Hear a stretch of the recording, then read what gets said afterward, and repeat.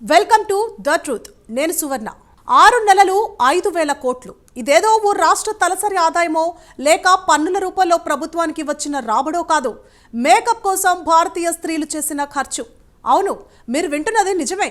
మన దేశంలో మేకప్ల కోసం 6 నెలల్లోనే 5,000 కోట్లు ఖర్చు చేశారు. ఒకప్పుడు మేకప్ అనే మాటలు ఎక్కువగా కళాకారుల మధ్య వినిపించేవి. ఆ తర్వాత కొన్ని సిటీస్లో కనిపించాయి. కానీ ఇప్పుడు మేకప్ లేని ఇల్లే లేదంటే అతిశయోక్తి కాదు. దాదాపు చాలా మంది మహిళలకు మేకప్ ఓ వీక్నెస్గా మారిపోయింది. దీనికి అనేక కారణాలున్నప్పటికీ ఆఫీసులకు వెళ్లే మహిళల సంఖ్య కూడా గణనీయంగా పెరుగుతుండడం కూడా ఇందుకు ఒక కారణం అంటున్నారు. ఈ క్రమంలో ఊహించని స్థాయిలో ఈ వ్యాపారం భారతదేశంలో జరుగుతుందని తాజా గణాంకాలు కీలక విషయాలు వెల్లడించాయి.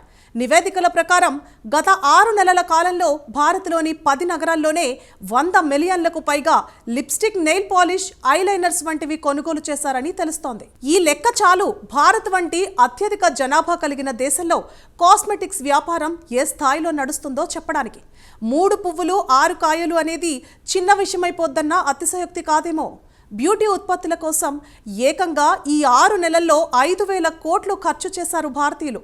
అయితే వీటిలో సుమారు 40% మేర ఆన్లైన్ లేదా కొనుగోలు చేసినట్లు కాంతర్ వరల్డ్ ప్యానెల్ ఓ నివేదిక విడుదల చేసింది. ఈ నివేదికల ప్రకారం భారతీయులు సగటున ఒక్కొక్కరు 6 నెలల్లో 1,214 రూపాయలు కాస్మెటిక్స్ కోసం ఖర్చు చేశారు. వీటిలో లిప్స్టిక్ సేల్స్ అగ్రస్థానంలో ఉన్నాయి. ఇలా అత్యధికంగా కొనుగోలు చేస్తున్న బ్యూటీ ప్రొడక్ట్స్ లో 38% పెదాలు అందంగా కనిపించేందుకు వినియోగించే వాటిని కొనుగోలు చేయగా, ఆ తర్వాత స్థానంలో నెయిల్ ఉత్పత్తులు ఉన్నాయి. వీటిలో కాస్త వయసు ఎక్కువగా ఉన్నవారు లిప్స్టిక్, నెయిల్ పాలిష్ కోసం చూస్తుంటే, యుక్త వయసు వారు ప్రీమియర్ లిప్ బామ్ కొనుగోలు చేస్తున్నట్లు తెలిసింది. ఇదే క్రమంలో షాపర్ స్టాప్ రిపోర్టు ప్రకారం గత 3 నెలల్లోనే తమ సేల్స్లో 1,50,000 మేకప్ కిట్స్ విక్రయాలు జరిగిందట. వీటిలో 3 వంతులు సేల్స్ రిటైల్ మార్కెట్ ద్వారానే జరుగుతున్నట్లు షాపర్ స్టాప్ నివేదిక తెలిపింది.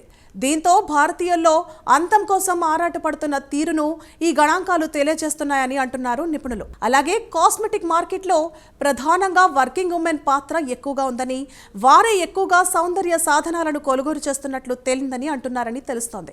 మొత్తానికి మనోళ్ళు అందం పెంచుకోవడంలో ఏమాత్రం కాంప్రమైజ్ కావడం లేదనిపిస్తోంది. ఇది ఇవాల్టి ద ట్రూత్ కార్యక్రమం. ఇలాంటి మరిన్ని ఇంట్రెస్టింగ్ టాపిక్స్తో మళ్ళీ కలుద్దాం.